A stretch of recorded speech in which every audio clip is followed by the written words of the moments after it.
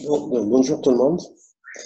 Nous allons voir aujourd'hui un aspect pratique de l'utilisation de filtrage grâce à des exercices qui nous permettent de montrer comment mettre en œuvre le filtrage, comment créer ces différentes règles de filtrage. Et donc, bien entendu, ces règles de filtrage obéissent à une politique de sécurité, c'est-à-dire que il y a des exigences de sécurité qui sont dictées et donc les règles doivent refléter ces règles, cette politique de sécurité. Alors on commence par le premier exercice. Alors voici l'exercice. Donc on a une architecture réseau. Donc vous regardez, elle est formée de trois parties.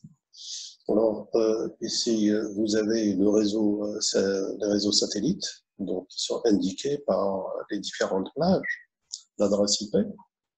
Vous avez une zone démilitarisée qui est au milieu, et donc vous avez un firewall donc, qui est noté par FW1, donc qui permet de filtrer les paquets qui transitent entre les deux parties, c'est-à-dire les réseaux satellites et la zone DMZ.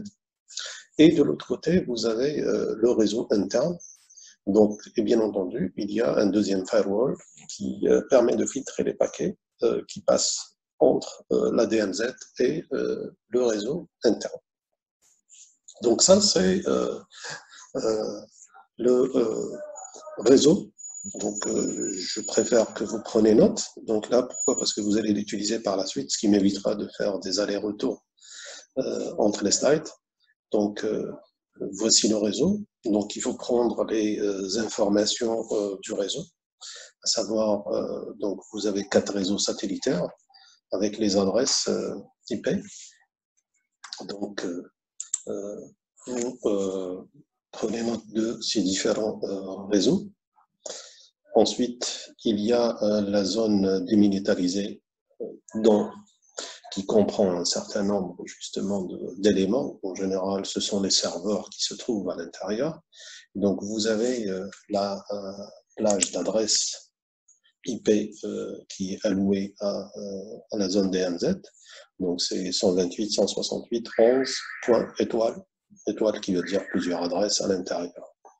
Et vous avez le réseau interne avec ses propres adresses, donc c'est 128.168.12 étoiles.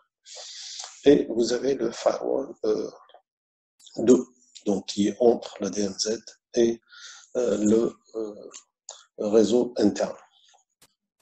Alors ensuite, une fois qu'on a ce réseau-là, donc l'idée c'est quoi? C'est qu'on va dicter la politique de sécurité.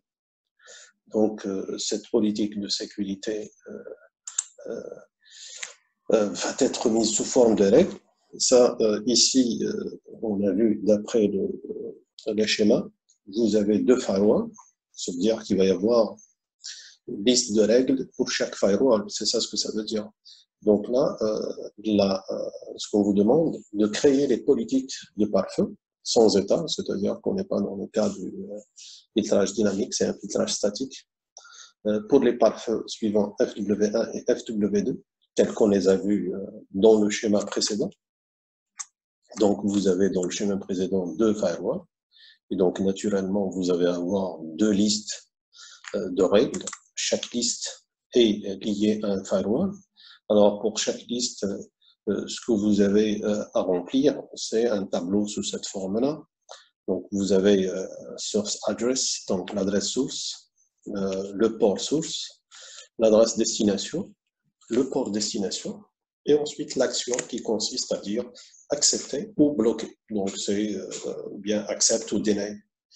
Et d'une manière similaire aussi, pour le firewall 2, c'est typiquement la même chose. Donc, vous aurez à remplir le tableau. Bien entendu, maintenant, on se pose la question, comment on va remplir le tableau? C'est en tenant compte de la politique de sécurité. Alors, la politique de sécurité, c'est ce qui va être énoncé, la voici. Donc, on vous demande de créer les les règles de sécurité. Donc, bien entendu, on essaye d'être optimal pour donner le minimum nécessaire de règles. Et bien entendu, ces règles doivent être dans l'ordre. Pourquoi? Parce que l'ordre, rappelez-vous, il est assez important au niveau de la mise en œuvre du firewall. Rappelez-vous, quand on avait parlé dans le cours des règles du firewall, on avait dit que ces règles sont ordonnées selon une liste.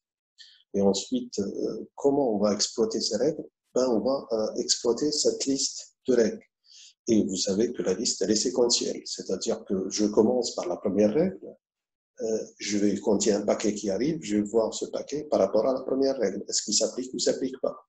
Donc, s'il s'applique, j'applique la règle. S'il ne s'applique pas, je vais passer à la règle suivante.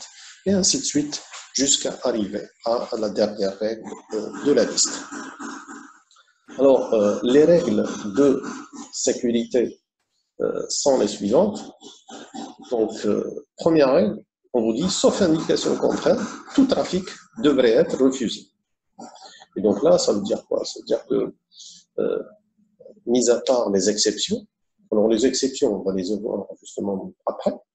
Donc, dans cette règle-là, ça permet d'exprimer un peu la politique, ce qu'on avait montré dans le cours, ce qu'on appelle la politique par défaut.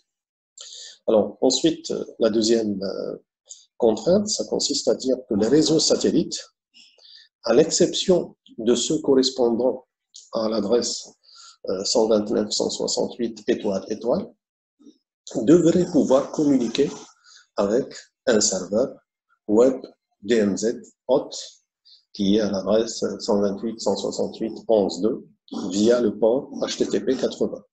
Ça veut dire quoi? Ça veut dire que dans la zone DMZ, il y a un serveur web et donc les réseaux satellites, mis à part ceux qui sont dans le réseau 129, 168, etc., étoile, ne devraient pas communiquer, les autres peuvent communiquer. Ensuite, la règle suivante, ça consiste à dire le réseau satellite, donc qui est indiqué par l'adresse 11.4.0.0, c'est-à-dire l'ensemble de diffusion de ce réseau, devrait pouvoir communiquer avec n'importe quel hôte DMZ via SSH 22. Ça veut dire qu'il peut réaliser des ouvertures de sessions sécurisées, puisqu'on a vu le protocole SSH, c'est quoi? C'est l'ouverture d'une connexion sécurisée pour le shell. Et ensuite, on vous dit que personne en dehors de la zone démilitarisée ne devrait pouvoir contacter le réseau interne. Ça veut dire que le réseau interne, il est toléré uniquement par la zone je dirais, démilitarisé. Ensuite, on vous dit tout système DMZ, ça veut dire toute partie qui est à l'intérieur du DMZ, peut communiquer avec le serveur DMZ SMTP qui est à l'adresse 128.168.11.5 avec le port 25. Ensuite, tout hôte, donc tout hôte qui se trouve du réseau interne, il doit être autorisé à communiquer au serveur DMZ SMTP, c'est-à-dire le serveur de message simple au port 25. Et on dit aussi tout autre DMZ devrait être autorisé à communiquer à n'importe quel hôte du réseau interne via FTP avec le port 21. Et donc ça vous donne l'ensemble des règles donc, qui doivent être établies grâce à toutes ces, je dirais, conditions ou toutes ces indications de sécurité. Ça veut dire que vous êtes obligé d'écrire les différentes règles. Et donc là, bien entendu, les différentes règles vont concerner aussi bien je dirais, le firewall 1 et le firewall 2, ce qui voudra dire que vous êtes amené à remplir les tableaux liés au firewall 1 et le tableau qui est lié au firewall 2. Et donc, automatiquement, vous êtes obligé d'avoir, je dirais, les règles. Donc, à chaque fois, il faut lire quelle est la contrainte qui doit être respectée et vous allez la traduire avec une règle de filtrage qui sera insérée. Donc, vous allez voir cette règle de filtrage, elle correspond à quoi? Et donc, ça permettra effectivement de pouvoir, je dirais, réaliser la, cette contrainte, de la mettre en œuvre, et donc de pouvoir réaliser cette contrainte qui est donnée. Alors, si vous prenez par exemple la première règle, c'est quoi? Donc, sauf indication contraire, tout trafic devrait être refusé. Donc, essayez de réfléchir à cette règle pour essayer de la mettre en œuvre.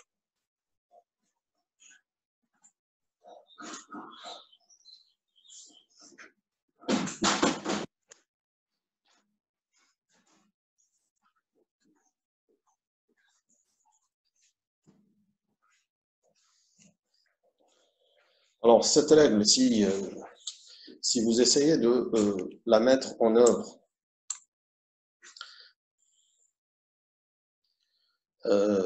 oui, Asma Boubakri. Alors, on vous écoute.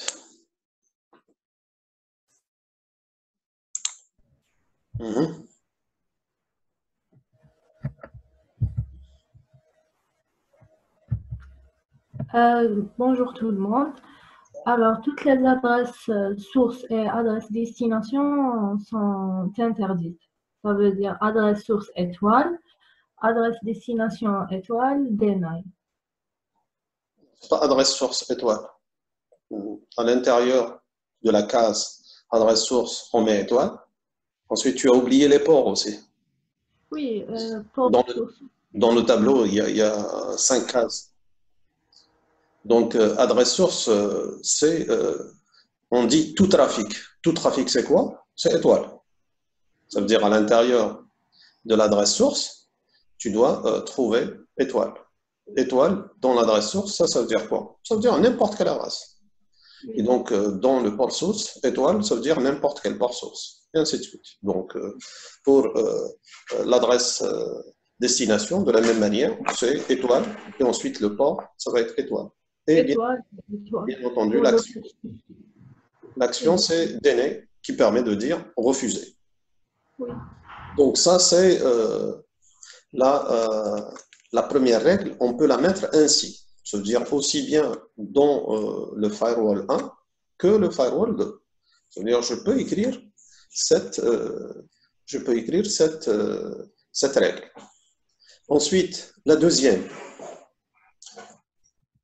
Donc, on dit que les réseaux satellites, à l'exception de ceux correspondant à 129.168 étoile, devraient pouvoir communiquer avec un serveur web DMZ avec l'adresse 128.168.11.2 via HTTP. Donc ici, si vous regardez ça, on vous dit les réseaux satellites, à l'exception de ceux correspondant à 129.168 étoile. Ça veut dire quoi? C'est pour ça que je vous ai dit tout à l'heure qu'il faut prendre le dessin, donc pour l'avoir sous les yeux. Voici le dessin. Donc, les réseaux satellitaires sont 4. Donc, si je vous dis qu'à l'exception de 129, 168 étoile, ça veut dire quoi? Ça veut dire que vous allez éliminer ce premier et ce deuxième. Qu'est-ce qui va rester?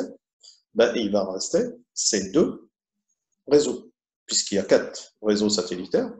Donc, ces deux-là ne peuvent pas communiquer.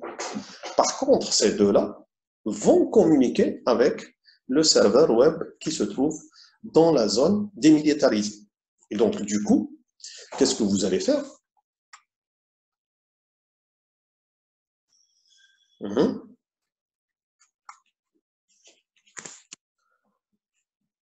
Alors, à votre avis, qu'est-ce qu'il y a lieu de faire?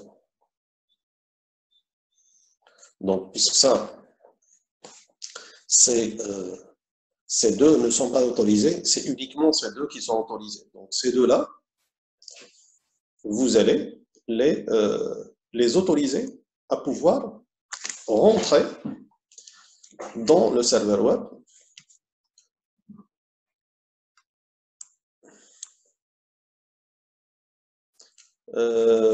Oui, oui, Hamadash.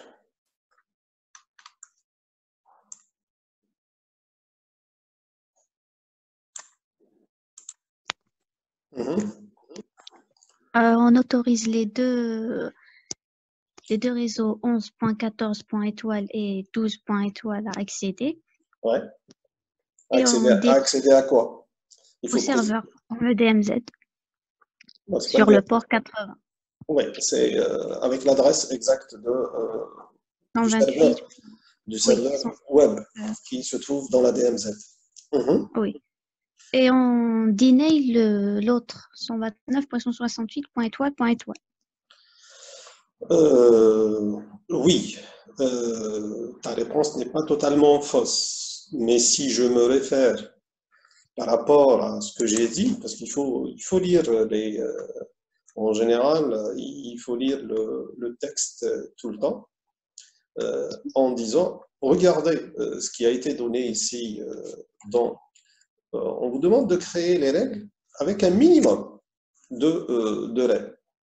Ça veut dire que dans ton raisonnement, tu as dit que je vais autoriser les deux, des adresses qui commencent par 11, etc. Et je vais faire un délai pour les deuxièmes. Moi, je te dis tout simplement, si tu réfléchis correctement, tu vas autoriser les deux. Les deux que tu ne vas pas autoriser, je te dis, tu ne dois pas les mettre. À toi de me donner la réponse. Pourquoi? À cause sauf indication contraire, tout trafic devra être refusé. Absolument. Donc, c'était comme ça. Oui. C'est ce qu'on avait dit. On avait dit, dans les règles, on va trouver les autorisations, etc. Et donc, à un moment donné, les autres, quand il y a un paquet, on va voir qu'il va correspondre à aucune règle. Donc, qu'est-ce qu'il va subir? Il va subir le refus implicite. Donc là, ça veut dire que les deuxièmes, on ne devrait pas les autoriser.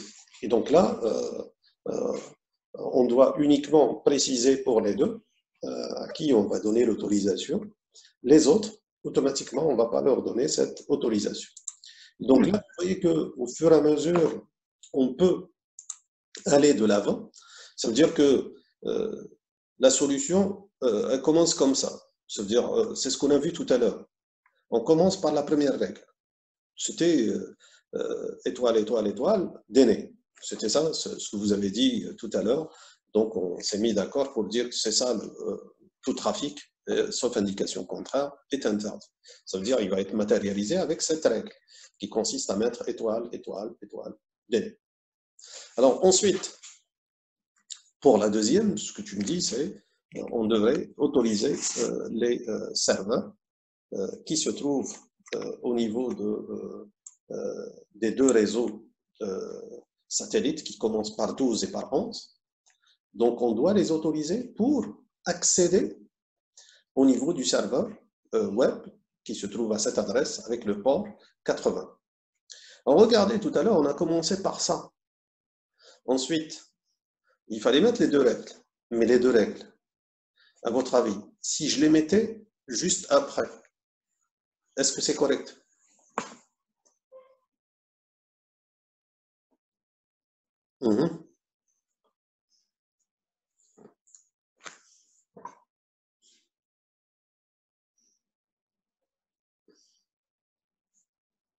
Alors, la réponse est évidente quand même. Normalement, vous devez avoir le réflexe tout à fait naturel pour trouver, je dirais, cette solution. Vrai ou faux? Alors, regardez. Si vous prenez, on a commencé par cette règle. Ensuite, quand on crée les autres règles, normalement, c'est la liste. Donc, à chaque fois, tu fais un append au niveau de la liste. Ça veut dire que tu mets les règles en dessous.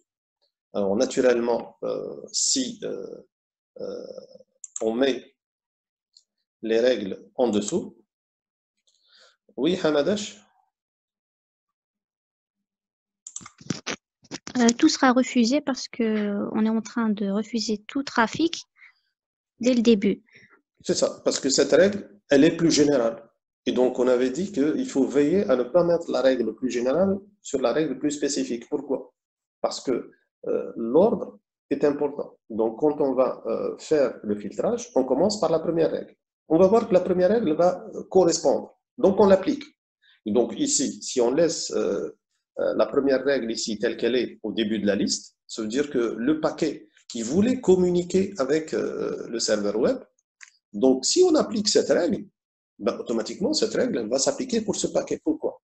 Parce que étoile, il englobe les valeurs 12, point étoile, etc.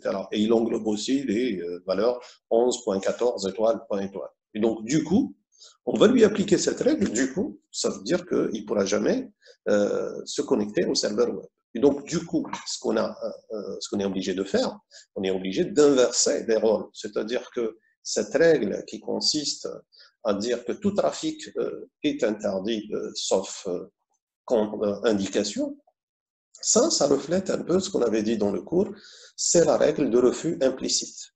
Donc la règle de refus implicite, on l'a vu dans le cours, c'est quelle règle? Ça doit être la dernière règle dans la liste. Et donc ça, c'est d'après le déroulement je dirais du filtrage et l'exploitation de la liste, on devrait avoir toujours la dernière règle comme étant la règle de refus implicite. C'est-à-dire que il y a un paquet qui arrive, on essaie de lui appliquer les différentes règles. Si aucune règle ne s'applique, ben, automatiquement, ça va être le refus. Et donc, ce qui veut dire que la dernière règle, c'est la règle de refus implicite. Donc, du coup, pour remplir je dirais, ce tableau, donc qui correspond à FW1, on doit inverser les rôles, c'est-à-dire mettre ces deux réseaux, donc puisqu'il y en avait 4, et on avait dit qu'on autorise uniquement 2, donc on va mettre les 2 premiers dans la liste des règles, et donc comme vous voyez ici, les 2 peuvent communiquer avec le serveur web, donc qui se trouve à cette adresse-là, 168.11.2 au port 80. Donc, ils peuvent avoir une communication avec ce serveur. Donc, ce qui nous permettra d'établir les 2 règles correspondantes à la contrainte qui était fixée. Donc, c'est par petit b. Les réseaux satellites, à l'exception de ceux 129, etc., devraient pouvoir communiquer avec un serveur web DMZ dont l'adresse est suivante. Donc, c'est l'adresse qu'on trouve avec le port 80. Et donc, ça vous permettra de mettre ces règles qui permettent à ces 2 réseaux satellites. Donc, les 2 réseaux satellites, je vous ai dit qu'il fallait se référer un peu au schéma tel qu'on l'a donné. Donc ici, il y en a 4 réseaux satellites. Ça veut dire que ceux-là ne sont pas autorisés, donc je ne les mets pas. Donc je vais mettre ce qui est autorisé, c'est-à-dire ces 2 réseaux-là. Je vais les autoriser à pouvoir aller vers un serveur web qui se trouve à l'adresse 11.2. Et donc, quand ils veulent communiquer, ça veut dire quoi? Regardez, quand ils veulent communiquer, ça veut dire qu'ils vont passer par ce chemin-là. Donc, ils vont transiter par le firewall FW1. Et donc, automatiquement, la règle, elle est mise dans le firewall 1. Et donc, le tableau qui correspond à ce tableau. Et c'est pour ça qu'on a trouvé le résultat tel qu'on l'a vu tout à l'heure. Donc, ce qu'on a fait, on a commencé par la première règle, on l'a énumérée. Ensuite, on est passé vers donc la première règle telle qu'elle est ici, qui était simple. Ça consiste à mettre des étoiles et des nez. Ensuite, on a autorisé ces différents serveurs pour qu'ils communiquent avec le serveur web qui se trouve dans la zone démilitarisée. Et bien entendu, ce qu'on a fait, on a pris la peine de mettre la règle de refus implicite à la fin. Pourquoi? Parce que sinon, ce flux-là ne sera jamais accepté. Alors, d'une manière similaire, vous êtes amené à, je dirais, parcourir l'ensemble de ces règles-là, donc au fur et à mesure. Donc, vous voyez quelle est la règle et quelle est à chaque fois la règle qu'il faut mettre dans le firewall pour pouvoir, ici, ce que vous avez le réseau satellitaire, donc 11.14.00 qui veut dire toutes les adresses concernant le réseau satellitaire. Il doit pouvoir communiquer avec n'importe quel hôte DMZ via SSH. Ça veut dire qu'il pourra ouvrir une session au niveau de la zone DMZ avec une session de shell sécurisée sur le port 20. Et donc, cette règle-là, vous êtes obligé de la matérialiser avec une part, ce sont les éléments du réseau 11.14 qui doivent être capables d'ouvrir une session sécurisée sur n'importe quel hôte DMZ, c'est-à-dire que tous les hôtes qui se trouvent dans la zone DMZ sur le port 22. Donc, quelle doit être la règle? Alors, Asma Boubacar.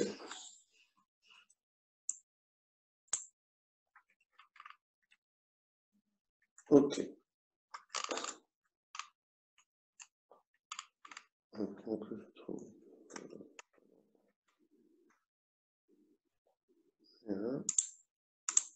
Allez-y.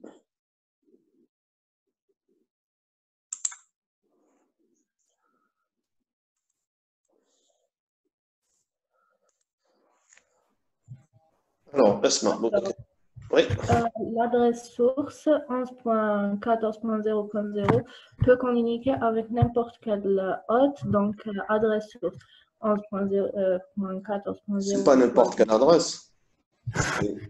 C'est des adresses de la DMZ. C'est pas n'importe quelle adresse.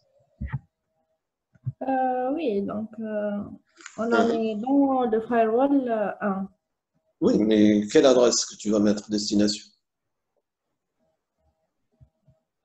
Étoile. Non, c'est pas étoile. Parce que étoile, ça peut être même dans le réseau. Ah oui, c'est 128.168.11. C'est ça. Et avec le port 22. Voilà, par rapport à SSH. OK. oui. Donc, c'est important de préciser quelle est la source et quelle est la cible. Alors, ensuite, là, on vous dit que personne en dehors de la zone démilitarisée ne devrait contacter le réseau interne.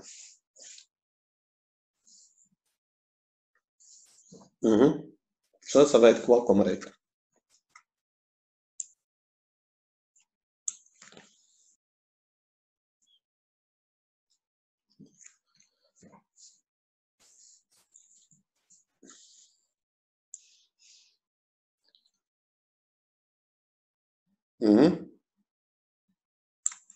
Donc, personne en dehors de la zone démilitarisée ne devrait pouvoir contacter le réseau interne.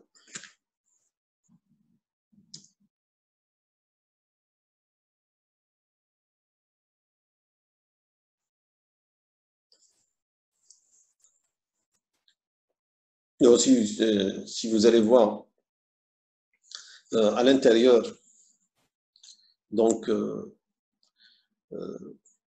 ça va être beaucoup plus des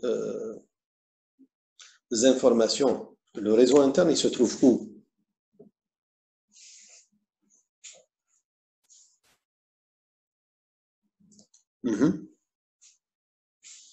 si vous analysez un peu le réseau interne.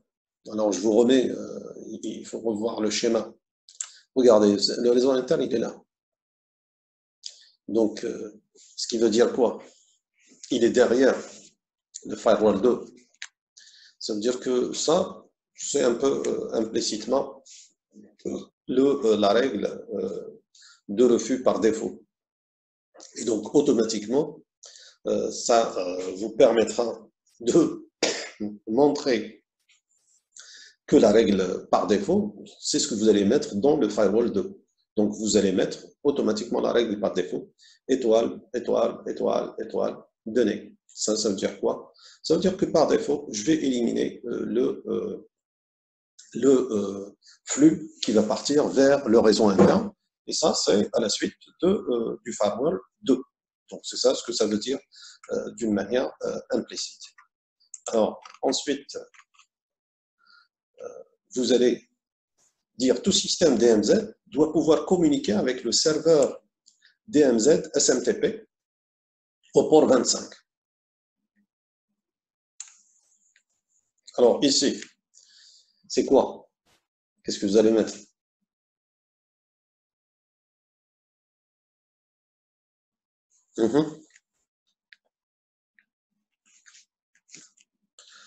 Donc, tout système DMZ doit pouvoir communiquer avec le serveur DMZ SMTP 128.168.11.5. Alors, quelle est la règle qu'on doit mettre?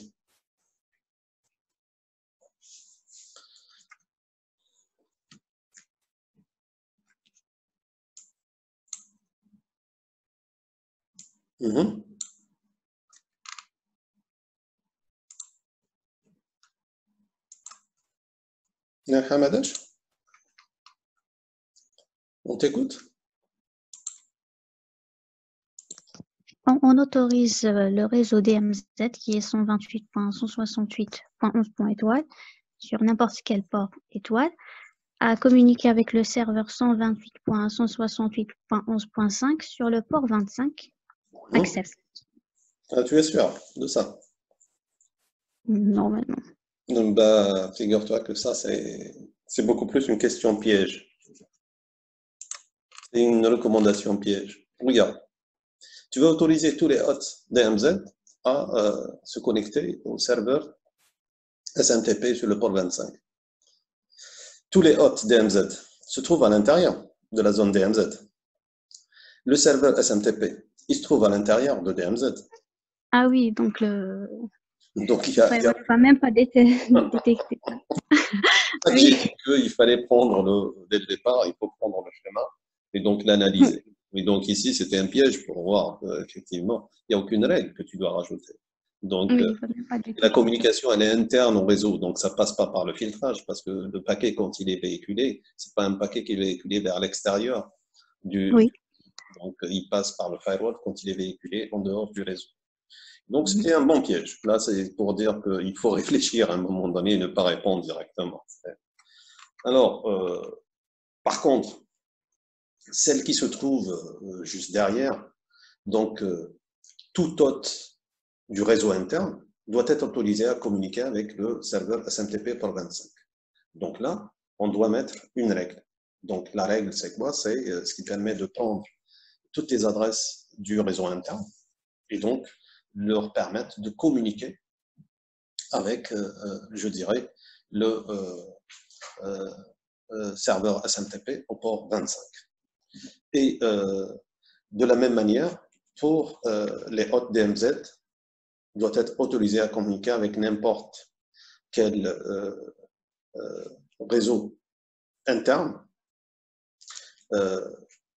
via le port FTP. Donc là, c'est une règle qu'on doit rajouter et qui permet de faire cette communication entre les différentes parties. Et donc, en résumé, on va trouver la solution globale qui est sous cette forme-là, même si vous avez un peu oublié certains paramètres donc, que j'explique ici. Regardez, tout à l'heure, on avait rajouté ces règles-là, c'est-à-dire les deux réseaux qui peuvent communiquer avec le serveur FTP, le serveur web, donc qui se trouve dans la zone DMZ. Alors, dans la solution, il fallait rajouter ça. Alors, je vous demande juste de m'expliquer pourquoi j'ai rajouté ça.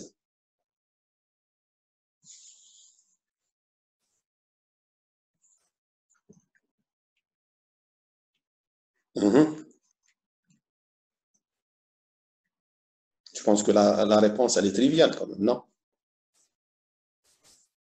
Quand vous accédez à un serveur web, en général, qu'est-ce qui se passe?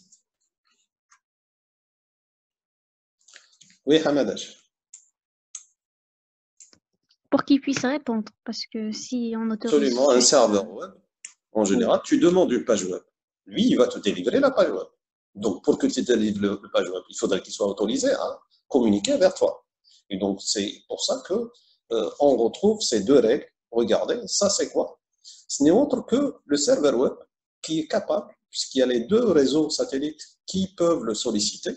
Et donc, lui, comme ils sont autorisés, lui, il doit pouvoir leur répondre. Et donc là, regardez, à chaque fois, le serveur web, il répond au premier réseau et il répond au deuxième réseau. Donc, ce qui est tout à fait logique. Et c'est la même démarche qu'on a vue tout à l'heure pour permettre les sessions de shell sécurisées.